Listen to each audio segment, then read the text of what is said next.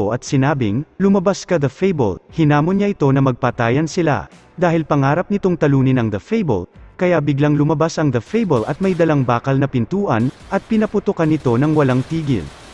Nang halos sabay-sabay na nag-reload ng bala ang mga kalaban, sumugod na ang The Fable at pinagbabaril ang lubid na bakal para mahulog si Kojima, tapos ay niligtas niya ito ayon sa kanyang plano. Nagkagulo ang mga kalaban sa paghahanap, habang si Misaki naman ay nagtatago pa rin at natatakot. Dahil sa katangahan ni Kojima ay nakalikha ito ng ingay at nakita sila ng mga kalaban at muling nagkabarilan. Kasabay nito, nakita ni The Fable na hinahabol ng isa sa dalawang hitman si Misaki. Natutukso si The Fable na patayin ang mga kalaban subalit pinipigilan nito ang sarili. Nang magtagpo si Sanugawa at Kojima ay nagkahamunan ito ng mano-mano, sa kabilang banda naman ay naabutan si Misaki ng isa sa dalawang hitman tapos